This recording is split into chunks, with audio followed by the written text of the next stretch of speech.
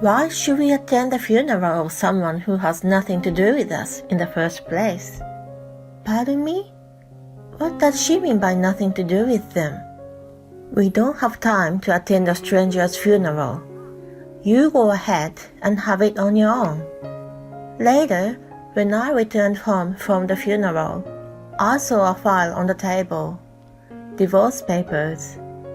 At that moment, I made up my mind to cut off all ties with my husband and his family. I would use that money only for me and my mother. My name is Amelia, a 30-year-old office worker. My husband Joe and I have been married for 3 years. He and I met on a dating app. He carried himself in a gentle and calm manner that I thought if I was with him, I would be able to spend peaceful and happy times. We exchanged our numbers and went on a series of dates. As expected, he was always kind, and I found him very comforting. He took very good care of me, and I seriously considered marrying him. It was fortunate that he thought the same and proposed to me. Of course, I accepted immediately, and so we were engaged, and immediately went to greet each other's parents. We first met with mine. Both my mom and dad felt comfortable with his gentle personality and rejoiced in our engagement. Next, we went to greet his family. In addition to his parents, his sister Erin, who still lived with them, was present. They seemed to be a close-knit family, and Joe was smiling more than usual. I loved him more when I found him not only kind, but also family-oriented. I was excited about marrying him, imagining that we would have a very happy and joyful family with children. However, I had one complaint. It was about a wedding. He and I had talked a lot about it and were making all kinds of preparations. But then his mother, Leah, and Erica meddled with us. At first, he just mentioned her in the conversations like, "My mom suggested this." I was grateful for more ideas, so I listened quietly. Leah gradually began to interject a lot of suggestions, and by the time I realized, she was an active member of my wedding preparation. I wanted to make the decision along with Joe, and was annoyed with her presence, but of course I couldn't ask her to leave. I had no choice but to keep quiet and accept her. Then even Erin started to join in and eagerly shared her ideas for my wedding. When I told them what I had in my mind, they disagreed and suggested doing it their way. I was frustrated as it was my wedding, but Joe agreed with them. I thought if he liked their suggestions, then I should have let him have it his way. The worst part was when it came to my wedding dress. I already had decided which one to wear. When I tried it on for the first time, it looked really good on me, and I loved it. But Leah and Erin criticized me for being tacky. They brazenly spoke out whatever was in their mind, like it was out of the question to wear such a dress, and it blurred my body line that I looked like an old lady. They picked out a dress and forced me to wear it. It was not my style, and I could see that it didn't suit me at all. I told Joe about it, but he didn't take my side and said his mom and sister went out of their way to choose it for me. This was definitely disappointing for me. It was our wedding, but why couldn't he respect my opinion? Otherwise, he was dependable as he took the initiative of doing the housework and cooking for us. We were already living together at that time, and I loved him so much that I had no desire to leave him. I ended up wearing the dress Leah and Erin picked out for me during the ceremony, and the dress I liked was worn for the reception. Leah and Erin looked pleased, but when I asked my friends about it later, they all said the other one looked much better on me. My close friends even thought it was odd that I chose something out of my usual taste. My memories of the wedding were both good and bittersweet. It was also the event that made me distrust my in-laws. After that, I was very careful in my dealing with them. As a result, my relationship with them wasn't bad after 3 years of marriage. But then there was an incident that changed everything. It all started when my dad became seriously ill and required nursing at home. I went to my parents' house in between my work to help my mom take care of him. Joe was understanding and didn't argue about me spending my time away from home and did the housework by himself. On the contrary, he even drove me there when he had time. Days went by and Christmas arrived. It was when I offended my in-laws. I took my leave from work earlier and had been staying at my parents' house to help my dad, who had limited mobility. I helped my mom decorate the house and prepare Christmas dinner. The 3 of us spent the holiday together. In fact, the doctor told me that my dad's condition wasn't good, and I didn't know how much longer I had with him. I wanted to have as much time as possible with my dad and mom. That seemed to have angered my in-laws. When I was having a relaxed family time, I received a call from Joe. "Hello, Han. What's going on?" "Oh, sweetheart, can you come over here right away?" "Why? What's wrong?" "My mom and dad are mad that you're not joining us." "But I told you that I wanted to spend time with my parents this year. Didn't you tell them that?" "Of course I told them, but they don't agree. My mom says a wife should visit her husband's parents on Christmas Day. My relatives are waiting for you too." I was speechless. He understood my dad's condition better than anyone in my laws. Yet he was letting them manipulate the situation. "I'm sorry, but I've decided to spend this year with my own parents.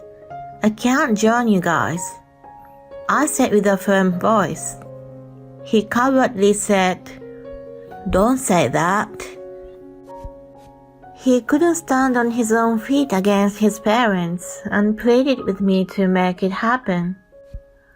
My in-laws were very healthy, and if Erica and other relatives are celebrating together, I didn't see what the big deal of me missing. In light of all this, I wanted to celebrate with my parents that year. This incident caused my relationship with my in-laws to deteriorate. Later on, I visited them with a box of sweets to apologize, but I was met by their blatantly cold demeanor upon my arrival. "Oh my, you come too late. What are you doing here?" I just came for the holiday greeting. Here's a box of sweets." Leah took the package and snarled, "I don't need your greeting." She seemed to be quite upset, so I apologized for missing the celebration. "I'm sure you've heard of Joe. My father is very ill, and I don't know how much longer he lives, so I wanted to spend this Christmas with him. I hope you understand." My in-laws gave me cold stares, crossing their arms. "You don't really care about us anyway, do you?" Leah blurted with spite. "No way, that's not true." "Well then, show us your sincerity. Show us how much you care." "Sincerity?" "That's right. First of all, go and buy the sweets we like. Not these randomly selected ones." With that, she threw the present I gave her into the trash. I was stunned. What a terrible action on her part. I looked at Joe, who had an awkward expression. Erin spoke up. "I'd like to try Angela's tarts." It was an expensive patisserie. They had a luxurious price tag for little tarts. My father-in-law followed her. "Then I'll have some pumpkin pie from Joan's Country Kitchen." It was another fancy pie factory. Finally, Leah said, "I want chocolates from Valerie's." They were as expensive as the tarts Erin asked for. Moreover, the shops mentioned were located slightly apart from each other. It would have been very difficult to fulfill all their wishes at once. "Can I get one of them today?" They gave me the same cold stare that they had given me earlier. The next one to speak up was my husband. "Of course not. You'll have to get them all." I felt great dismay toward him. As one would expect with such an unreasonable request, Joe of all people would have been on my side. Moreover, on the way to his parents' house, he said, "I'll do my best to repair the damage between you and my family." We were there, and he immediately took their side. I got into the car feeling frustrated with him, and hurried to buy the things they requested. When I came back, I was questioned why I took so long, and was called useless for being late. They were all popular shops, and I had to wait in line. Also, none of them were close to each other, so it was no wonder it took so long. I didn't understand why I was being scolded. Since then, they regularly called me to their house and used me like a servant. "You said you would take care of us, so of course you would do this much, right?" They made me do housework, cook, and help with the grocery shopping, to name a few. They really made me do a lot of things for them. When I reached my limit, I told them that I was fed up with being treated so unreasonably, and refused to visit them. No matter how much I tried to satisfy them, their attitude toward me didn't improve. On the contrary, it was getting worse. Besides, it was hard for me to take care of both my dad and in-laws. So I decided to just go to my parents' house. Joe blamed me for not obeying his family, but I had more than enough with him. I made it clear to him that I didn't deserve to be treated like a housekeeper or a slave any longer. My in-laws were apparently complaining about me, but I ignored them and focused on my dad's care. In the meantime, his condition worsened, and he was rushed to the hospital. Unfortunately, he couldn't be saved this time and passed away. My mom and I were both devastated, but we had a lot of work to do, like preparing for the funeral. We pushed our feelings aside until at least after the arrangements were made. While we were both busy, I called Joe and explained the situation. He was just at his parents' house, and I asked them to attend the funeral. He agreed, but then a few minutes later, he called me back. When I picked up the phone, Leah's voice came out. "Hello, is this Amelia?" "Hi, Leah. Is everything okay?" "Who do you think you are?" "Pardon me?" "You're so superior, suddenly asking us to come to your funeral." "Oh, no, I didn't mean..." "Why should we attend the funeral of someone who has nothing to do with us in the first place?" "Pardon me? What does she mean by nothing to do with them?" We don't have time to attend a stranger's funeral. Stranger? Joe and I are married, so we are family. Yes, a useless daughter-in-law like you is a stranger. So your parents are also strangers. We don't care about your father's funeral. You go ahead and have it on your own. Then she hung up the phone. I was in shock. I sent a message to Joe in a panic, but he replied, "My parents say I don't have to go, so I'm not coming either." I was flabbergasted that I read the message over and over again. He sounded not to have his own will. I was amazed that he was so under his parents' thumb. I focused on my dad for the time being, and my mom and I went ahead with the funeral. When my relatives asked me why Joe and his family were not present, I gave them an honest answer. Everyone was furious and said I should disassociate myself from such people. I was thinking about divorce too. When I got home, I needed to have a talk with Joe. Later, when I returned home from the funeral, I found a file on the table. I was surprised to see there were divorce papers inside. Joe's part was already filled in.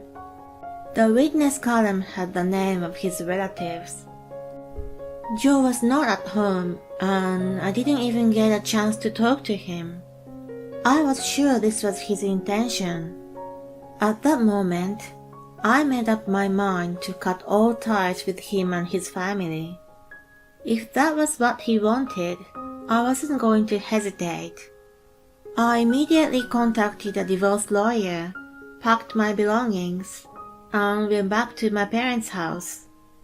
My mom was listening to the phone conversation at the funeral. When I told her about the divorce, she welcomed me back warmly, saying, "I'm glad this would save you from more trouble." I was honestly glad to leave Joe at this point in my life. If I had stayed married to him, my dad's inheritance would have ended up in my in-laws' hands. It was only for my mom and me.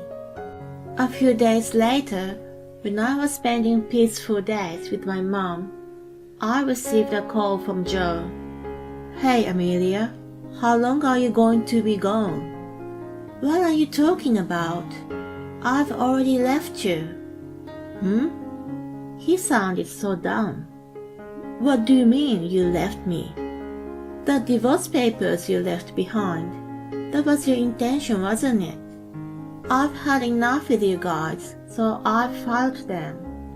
"Oh no, seriously?"